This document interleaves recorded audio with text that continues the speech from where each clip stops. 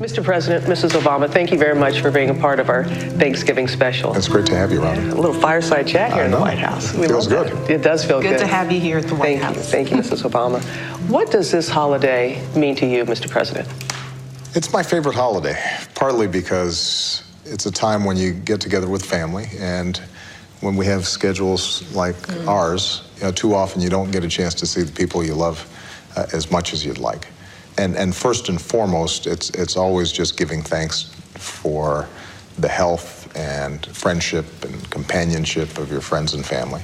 Tell me about your favorite, first of all, childhood memories for Thanksgiving. It's always been families gathering. I mean, growing up, I was fortunate enough to live in a community where all my relatives were within miles. There's a lot of food, a lot of laughter, and we try to replicate that here. We invite every cousin and uncle, and she's got a lot of uncles and a lot of cousins. Got a lot of folks. We've got like my little 3 or 4 family members, and then we got 40 of her cousins and uncles. Yes. When I first met Michelle, we used to go over to Uncle Pete's and Gracie's. He was a taxi driver.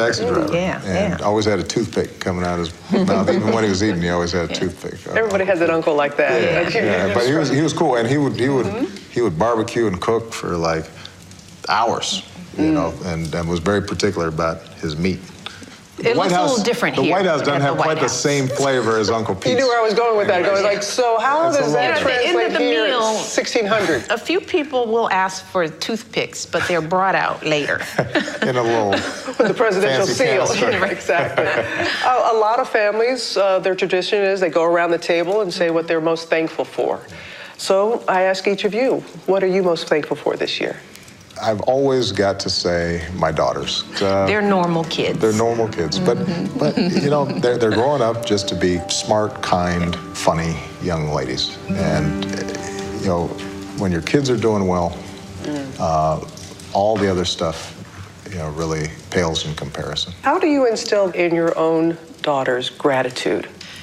My girls look at their father, and they know, how much he faces every day. They are now old enough to understand the challenges, the criticisms, the complexities of this job. And many times they ask, why are you doing it? But the message that he lives for them is that, we're on this earth to live our lives in the betterment of others. And I think this Thanksgiving time is a time for all of us to reflect on those military Gold Star families who are having dinner without a loved one there. It's easy to get lost in the food and the fellowship, but Thanksgiving is a time for reflection and for service, which is something we do every single year. That's the trade-off for Thanksgiving dinner with our family. If you want to come to here, the White House, you got to go with us come first do some service. And do some service with us. Then you get some food. Then you get some food. I'm a military brat. My mother and father would always make sure that we had a service person at our table, somebody who couldn't get home. Right. Yeah. For many people, they have somebody missing at the table. Yeah. And a lot of times during these holidays, I'll actually make calls to folks who are deployed. We'll just call them up and say thank you. And it's a great idea for every American, every day, but especially during the holiday season. You see a service member, you just go up and say thanks. We appreciate it, because the sacrifices they make are extraordinary. And that's really, one of the many messages that hopefully people take away from this conversation is, look around your communities. Ask where the military families are in your communities and find a way to help. Mr. President, thank you. Mrs. Obama, I think I smell pie. Oh, that might be pie. You want to come down to the kitchen and check it out? Do you mind? Let's go. Let's do it.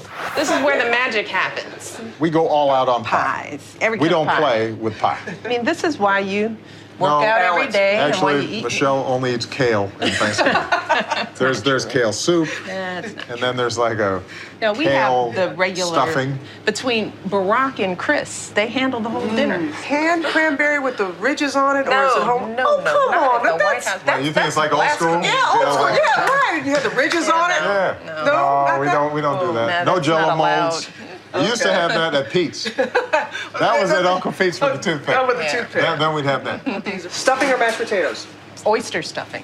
Favorite pie? Pumpkin for Thanksgiving. Okay.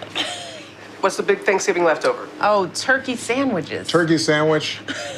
with light mayo, sliced sweet pickle, And hot turkey, sauce.